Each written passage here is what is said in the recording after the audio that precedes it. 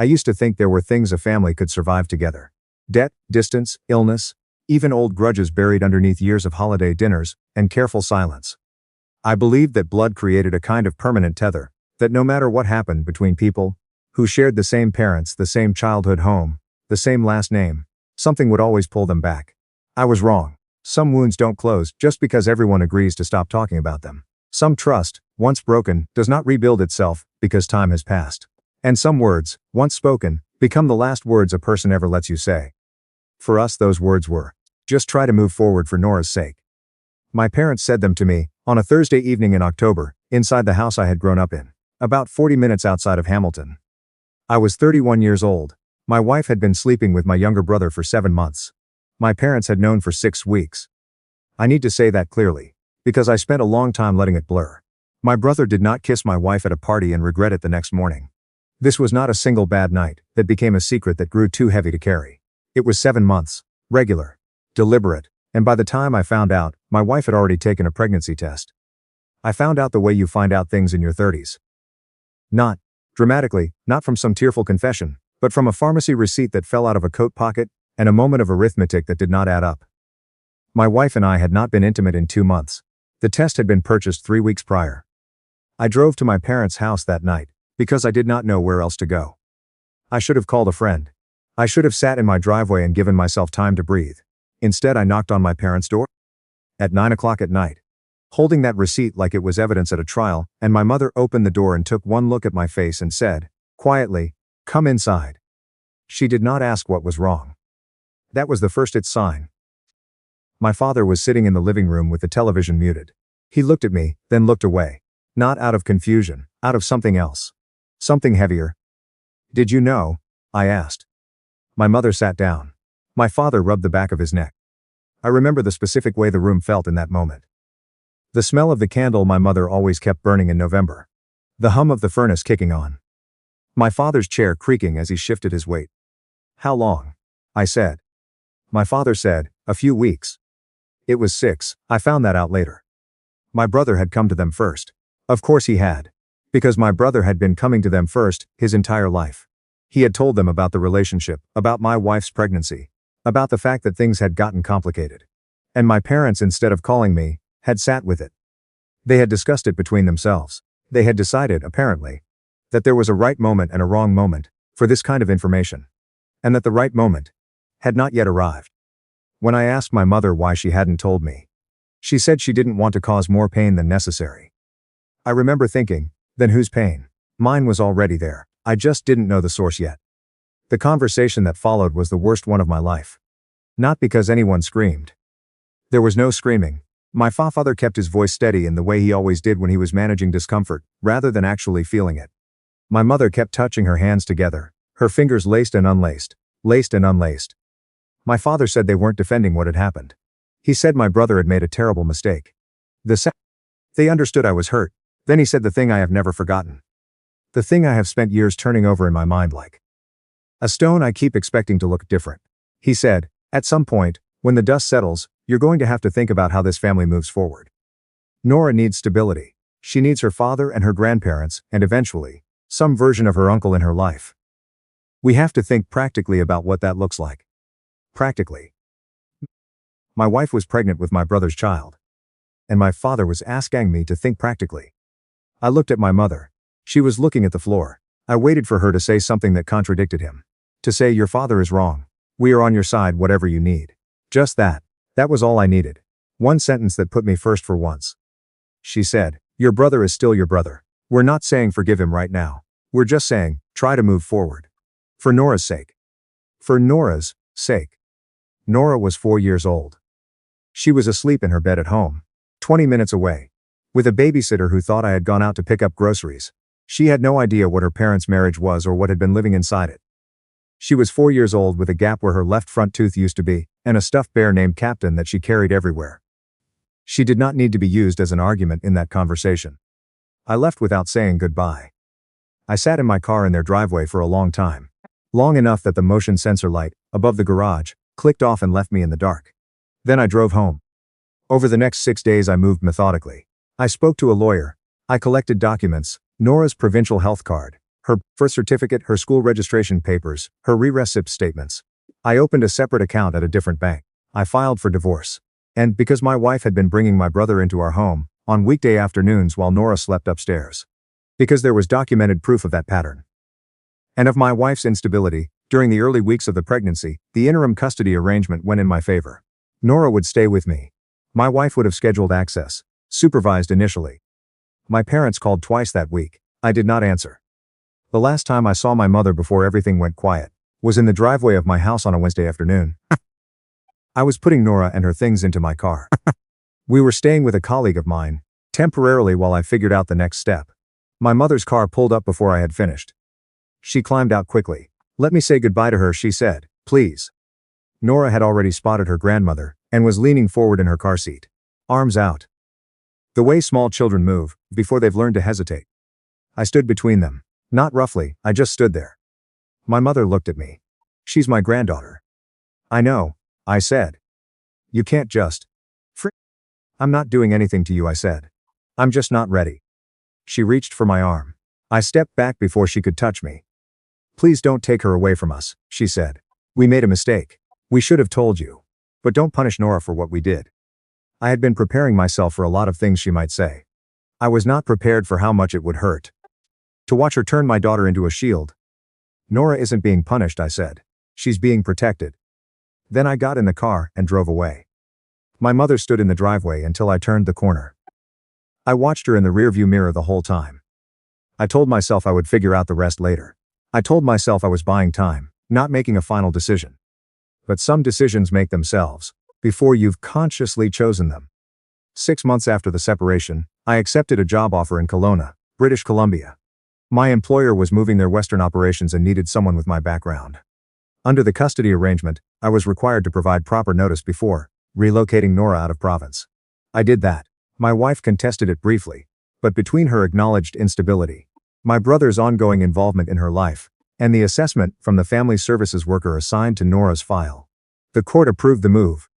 I drove the Coquihalla in January. The highway was icy and the moving truck was 3 hours late, and Nora fell asleep somewhere near Merritt with Captain tucked under her chin, and I thought, this is what starting over actually looks like.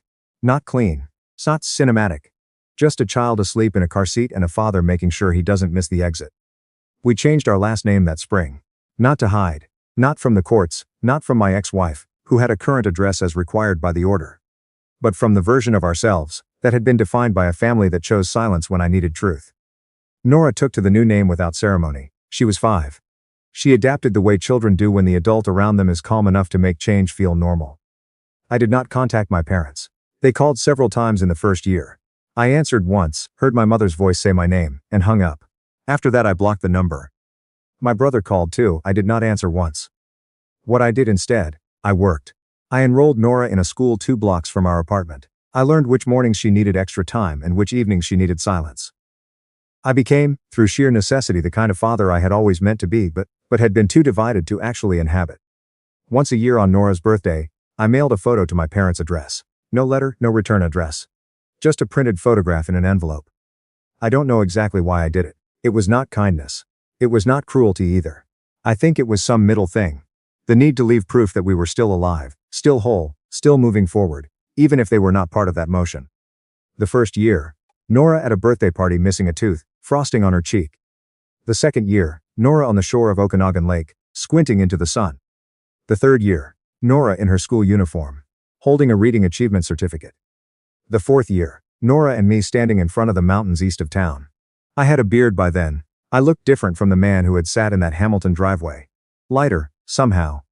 Like someone who had finally put down a weight he'd been pretending wasn't heavy.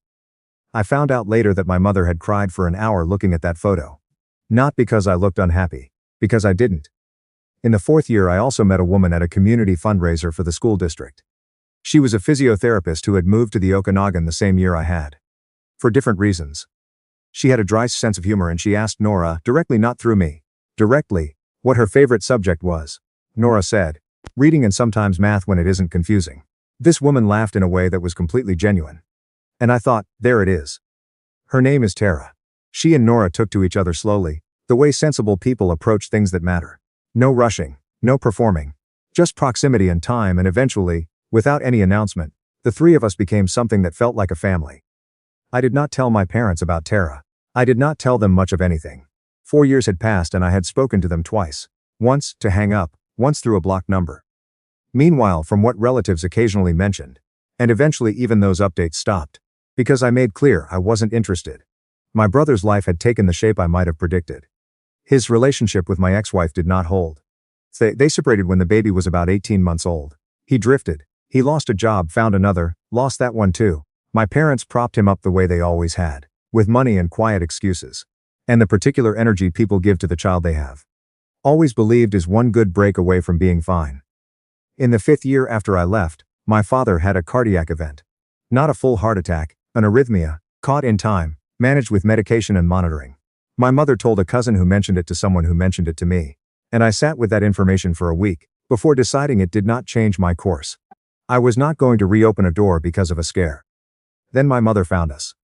Not our address. She never showed up unannounced. But she found the name of the soccer club Nora had joined, through a community article posted online, a photo of Nora in her kit, and she wrote me a letter, addressed to the club, that they forwarded to me. 7 handwritten pages. The first 3 were explanation. The next 2 were apology. The last 2 were something I hadn't expected. An honest accounting. She wrote that she had seen my brother for who he was, when it was too late to matter. She wrote that she had spent 30 years calling his selfishness sensitivity, and his manipulation neediness, and she was done doing that. She wrote that she understood she did not deserve access to Nora.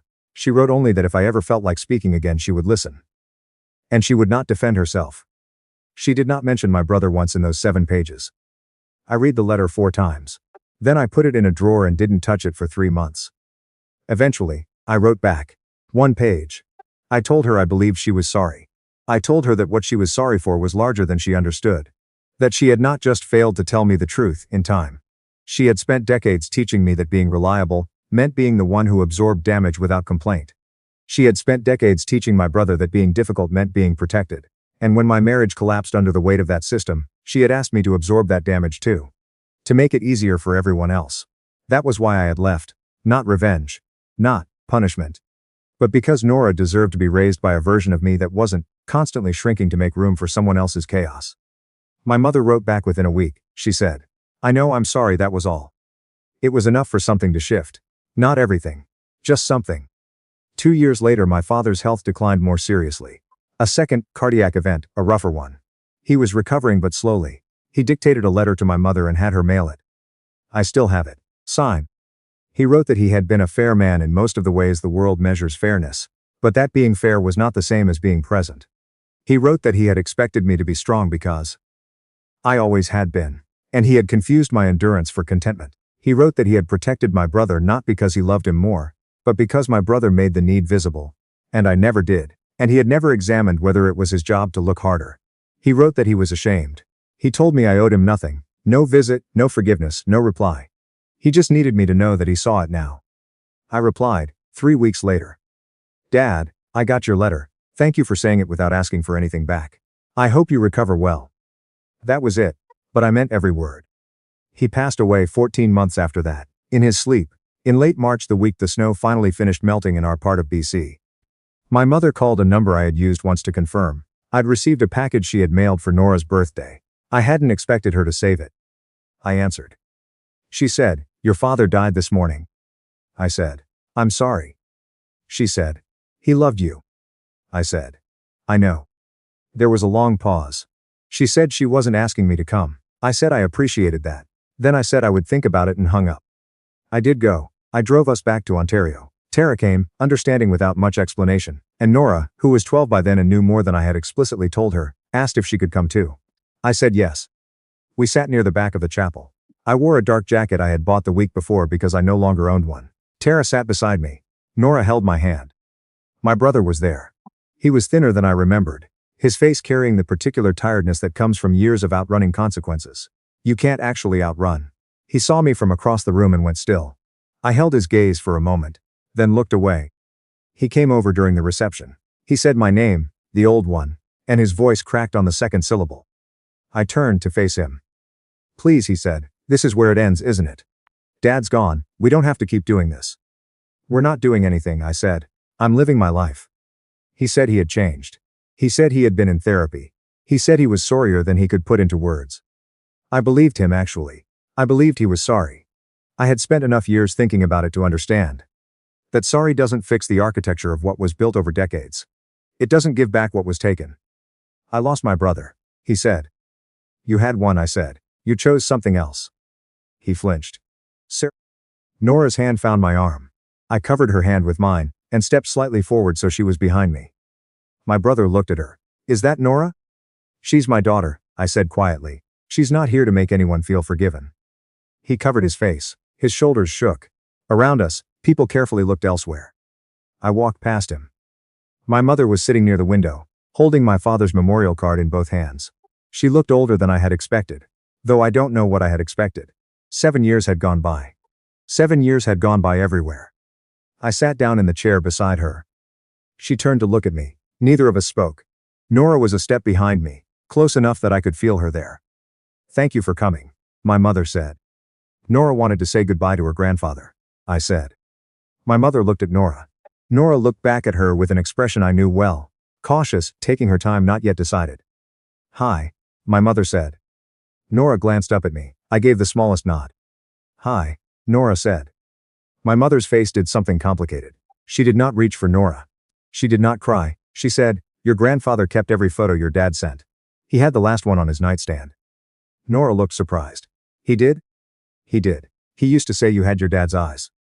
Nora thought about this for a moment. Then she said, that's nice.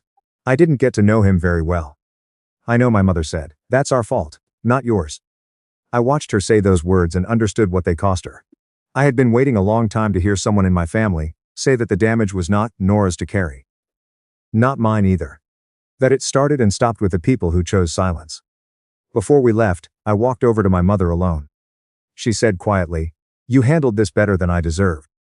I've had years to figure out what actually matters, I said. She nodded. Then is she happy? Is she? She's great, I said. She's genuinely great. My mother closed her eyes for a moment. When she opened them, they were wet. I reached into my coat and took out an envelope. She wrote something before we drove out. She wasn't sure if she wanted to give it to you. My mother took it with both hands. Read it later, I said. I turned to go. I'm proud of you, my mother said. I stopped. I should have said that when you were young. When you were working so hard, and I was always too focused on keeping the peace to notice what it was costing you. I'm proud of you for leaving, for building something real. I stood with my back to her for a long moment. Thank you, I said. Then I walked back to Tara and Nora, and we left. That night in the rental after Nora was asleep, Tara asked how I felt. I said, like I put something down that I'd been carrying for a very long time. She didn't try to expand on that. That's one of the things I love most about her. A few weeks later, my mother sent a short message to the email address I had used once to confirm a package. She wrote that she had read Nora's letter 17 times. She had put it in the same folder as the photographs. She was not expecting anything. She just needed me to know. I wrote back carefully. I told her that Nora knew the outline of what had happened. Not every detail, but enough. She knew her parents had separated because of a serious betrayal. She knew her grandparents had made choices that caused harm. She knew why we had moved and why we had stayed moved. I told my mother that if she wanted to be in Nora's life someday, that path ran through me, and it was narrow and required patience, and she would have to walk it on my terms. She wrote back, I understand, I'll wait. 3 years after my father's funeral, Tara and I got married. Small ceremony, a vineyard, east of Kelowna, September. The hills just starting to turn gold. Nora was the witness. She wore a dress she picked herself and gave a speech that made half the guests cry, including people who barely knew us. She said she had learned from watching her father that choosing the right people mattered more than holding on to the wrong ones. I did not know she was going to say that. I barely kept it together. That Christmas, I called my mother. She picked up on the second ring. We talked for 40 minutes. About the weather, about Nora's school, about what my mother had planted in her garden that fall. Not about my brother, not about the past. Just the surface of things, feeling for solid ground. When we hung up, she said, same time next month. I said, we'll see. That was more than I had offered in 7 years. For now it was enough. Nora turned 15 last spring. She mailed my mother a card. Picked it out herself from a rack at the pharmacy. A plain one with a maple branch on the front. Inside she wrote, Dear Grandma, Dad said I could reach out if I wanted to. I want to. I like hiking and astronomy and maple walnut tart. I hope you're doing okay. Nora. My mother called me that evening, crying. I said, "She makes her own decisions, that's the whole point." My mother laughed through the tears. It was the first time I had heard her laugh in almost a decade. It sounded almost exactly the way I remembered. Not everything is fixed. Some chairs at the table stay empty. Because the people who should fill them built their own walls, and haven't decided to come down from them yet. My brother and I have not spoken. I do not know if we ever will. That is his work to do, not mine, and I will not make Nora wait for him to do it, before she is allowed to live freely. But something is different now than it was in that Hamilton Drive, all those years ago. When I stepped between my mother and my daughter, and drove away, without knowing exactly where I was going. I know now. What I know is this. The people who tell a wounded person to move forward for everyone else's comfort have it backwards. You do not move forward for the sake of those who hurt you. You move forward for yourself at your own pace, when you have built something solid enough to move toward. I moved toward Nora. I moved toward Tara. I moved toward a version of myself that did not require anyone's approval to feel like enough. And when the time was right, not because it was asked of me, not because guilt or grief finally broke me down, but because I decided, I left a small opening in the door. Just enough. My mother stepped through carefully. So did Nora. That is not the ending I would have written at 31. Sitting in my parents' living room, while my father talked about thinking practically, and my mother studied the floor. But it is the ending I have. And for the first time, in a long time. It belongs entirely to me.